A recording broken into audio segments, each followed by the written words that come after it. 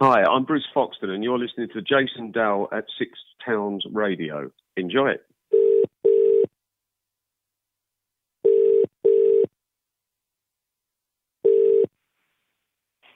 Hello? Hello, is that Bruce Foxton? Yeah. Hi, Bruce, it's Jason Dale at Six Towns Radio in Stoke-on-Trent. Oh, hi. Hi, Bruce, how you doing? Yeah, very good, thank you. Great, and thanks for taking the time to chat with us today. That's all right, it's a pleasure. Great, and you're at the Victoria Hall, Hanley in Stoke-on-Trent on January 25th, 2015. Yeah, we are, yeah, looking forward to it. Brilliant. Getting the old wheels turning again, basically, after all the festivities. Absolutely fantastic. And have you had a good New Year?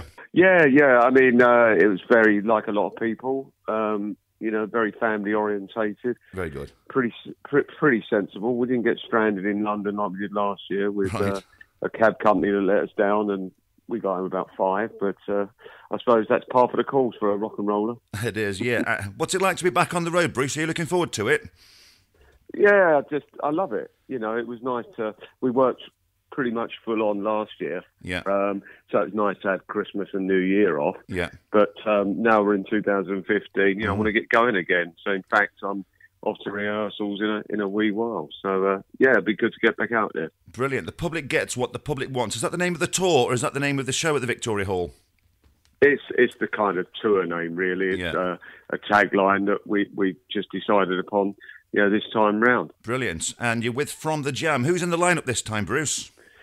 It's pretty stable recently. It's obviously myself on bass and vocals. We've got Russell Hastings on lead guitar and lead vocal. Yeah. And a chap called Smiley. Right, Smiley. On drums, who's played with quite a few people, Joe Strummer, etc. So he's got quite a list of credentials, so to speak. But it's an exciting show. And Russell Hastings is still on vocals and guitar, yeah?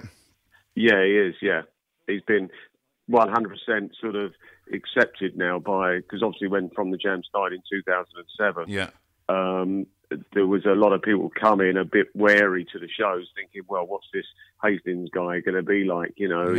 Would he be able to fill Paul Weller's shoes? But he's done that and more, and now everybody up and down the country know that it's Russell up front, and he does a great job. What was it like the first few shows you did with Russell? How did you feel about that? Well, that was when Rick as well was in the band, Rick Buckler from the Jam, and it was something that we all sat down and talked about a lot because those Jam songs are held very highly in people's hearts and minds, and we didn't want to not perform them to the standard they deserve, and we wouldn't have gone out if I'd have thought, no, Russell's not cutting it, or I'm not, or Rick hasn't got it anymore, or any one of us. We would have just said, no, it's not doable. But once we got into rehearsals, everybody was on their game, and we thought, what, we can perform these songs and do them the justice they deserve. Definitely, yeah. Was there ever a time when you thought you'd never ever play the Jam stuff again? Has it always been there, like in the back of your mind? You never say never, really. I've been in various bands since the Jam split in '82. Course, Probably a lot of your listeners will, remember me. I spent 15 years with Stiff Little Fingers. That's right, yeah. That's not a physical complaint. That's the band name. But and then I went into a band called Casbah Club, and that's my dog barking in the background. I'm trying to get away from it. The Casbah Club was with Mark Brzezicki from Big Country on drums and Simon Townsend, Pete's brother, on guitar. So, while I was doing that, I really didn't think about the Jam songs. But then in 2006, Casbah Club and Rick's band at the time called The Gift, which Russell was part of, we were on the same bill at Guildford University in Surrey, and I got up and did a couple of numbers with Rick and the guys. And I think it was Tube Station and Smithers Jones at the time. Is that where you met Russell? And basically. And it went so well that we thought, well, the crowd were very emotional. They loved it. They loved seeing 2/3 of the Jam being back together again. And we thought, let's take this out on the road. And, since 2007, obviously that's what we've been doing. But kind of stumbled into it, but love every minute now. Plus we are also performing some new songs off my last solo album, Back in the Room. We played 2 or 3 numbers off of that.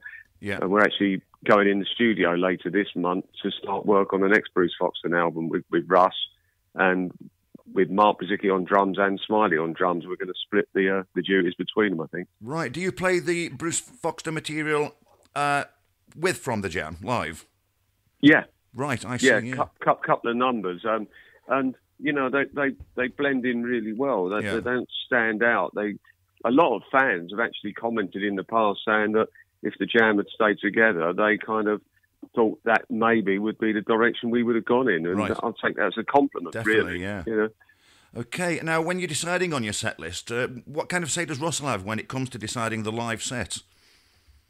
What kind of say does it? Is it a full and equal say when you're deciding on the set? Oh, yeah, list? yeah. I mean, Russ and myself, I mean, a lot of it sorts itself out, you know, like the hits, etc. You know, we can't not play Going Underground or can't not play Town Called Malice or Star or, you know, and we're in a very privileged, lucky position to be in, that there's such a wealth of Jam songs to choose from. Yeah.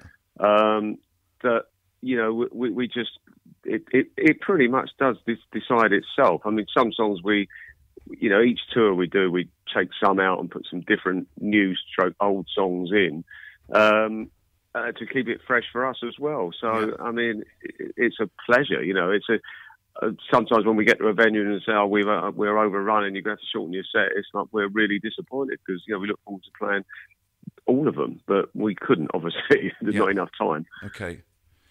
Since I was told about this interview last week, Bruce, I mentioned on last week's show that, you know, we've got you coming on and you'll be performing, obviously, in Hanley at the end of the month. I've got a few questions from some Jam fans. Can I read them out to you? Is that okay? Yeah, sure. I've got Claire from Hanley who'd like to know, what is your personal favourite Jam album? Favourite Jam album? I mean, that again, you know, each album is a benchmark of our career. Yeah. I mean, obviously, in the City album, our first... album, you know, I've got fond memories of all of them because certain stages in the growth of the Jam, but, you know, actually, you know, in the City album was what we were playing live. So we went into the Polydor, which was the record label we were on. Yeah. We went into their studio and we put down the entire album and mixed it. I think it was done in about 10 days. It was really quick. Yeah.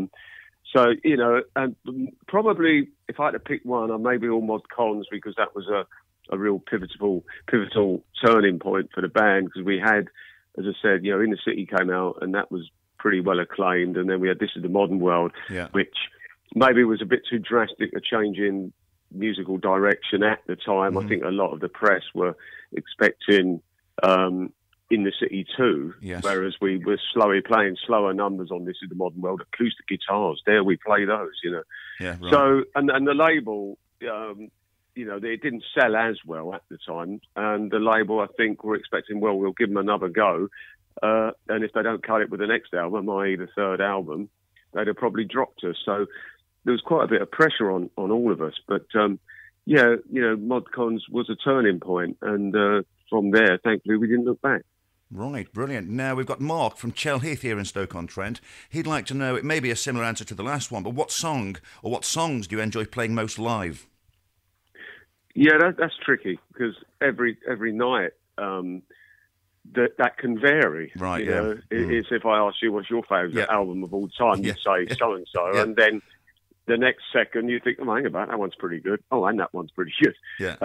But, you know, Tube Station, I like playing that, you know, Going Underground. As I said earlier, really, you know, kind of fortunate to have a great catalogue of songs. There's not one song that I can think, oh no, not that again. You know? Yeah. Talking about what songs you like and what you like to play, what about songs that are covered by other artists? I mean, there's been some, you know, massive NME bands and, you know, and compilations. Have you heard any of that stuff, and what do you think of it? I haven't really heard any of it. Right. To be perfectly honest. Yeah. Only, you know, whoever that, I don't even know who that girl was on the TV ad that did That's Entertainment, which was quite nice, I suppose, if you like that sort of thing. I haven't really heard that many cover versions that are decent. Were you aware that Morrissey did a version of That's Entertainment? I did hear about it, but I haven't actually heard it. maybe I'll Google it when we finish the interview and have a listen. Yeah. I can't imagine what he'd done to it, but I can imagine, probably. There you go. Okay, Graham from Tunstall here, again in Stoke-on-Trent, and he wants to know about the mod scene. He was a late 70s, early 80s mod. He wants to know how close were you to being a mod, away from the scene that the Jam created and were a big part of, as in mods, the clothing, the scooters, that kind of thing. Yeah, well, Paul obviously was too young for the original mod kind of movement. Yeah. I had two brothers. My eldest brother sadly died, right. But my middle brother, as we used to call him, Derek, was an original mod. So I kind of got influenced by him, really, with the music he was listening to, which was obviously a lot of Motown. Which obviously surfaced it in the latter days in the Jam, with Town Called Malice and all that sort of stuff. But the clothes, I very much was influenced by my brother because he was an original mod. He had the Lambretta, etc. Yeah. So then when Paul kind of discovered the mod movement and the clothes, and we went that direction, it felt natural to me anyway. Right. Okay. So the zoot suits and the jackets you were wearing, it wasn't just a created image. It was part of what you were doing. And obviously there was a lot of the punk and the new wave thing was going on. But obviously the Jam stood out so much with this mod punk image. But there was part of it there, obviously with your brothers, and I think that answers the question. Brilliant. Yeah. Okay. Now, obviously, the Sex Pistols have reformed from time to time, and the Damned are still touring, along with the Stranglers. What do you think is keeping this spirit, the spirit of the late 70s, the punk, the new wave? What's keeping it going, Bruce? How do you feel about that? Well, I mean, with the Jam, for instance, I think it's the quality of the songs. Yeah.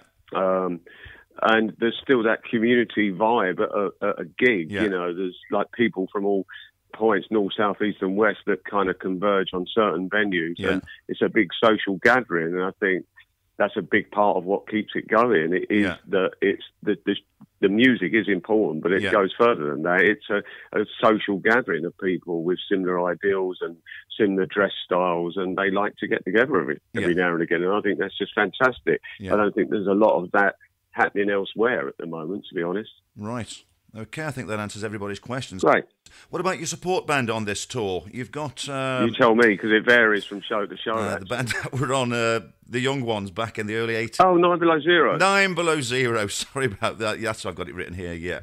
Did you personally choose them for the tour? Do you get a say who goes on tour with you, and is it part of the feel? Yeah, we get a say, but to be honest, when we're out, I mean, 9 Below Zero, a great band, we go back to year dot, really, and they've got they're a great band, they've got some great songs, and it just felt a good idea, which was put together by our agent, Peter Barton from Rock Artist Management. He kind of come up with the initial idea, and Russ and myself said, that's great, because they're a good band, and it'll be a pleasure to have them with us.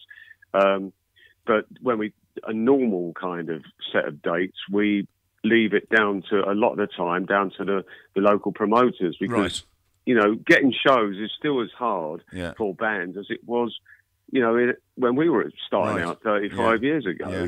One, there's not that many venues to play, and it's really hard to get started, so it's a pleasure that we can offer a local band in whatever town we're in the opportunity to get up and give it a go.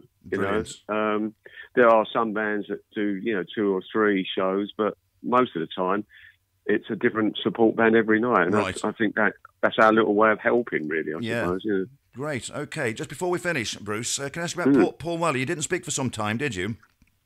No, that's right. We ridiculous, because it took, sadly, the death of my first wife, Pat, and the passing of John Weller, Paul's dad and our manager. Right, yeah. It took that to happen in 2009 to bang our heads together, really, and just say, this is so stupid, what are we doing? Life is, it's cliche, but life is too short. And, we've got a lot of good times and a lot of history, Of course.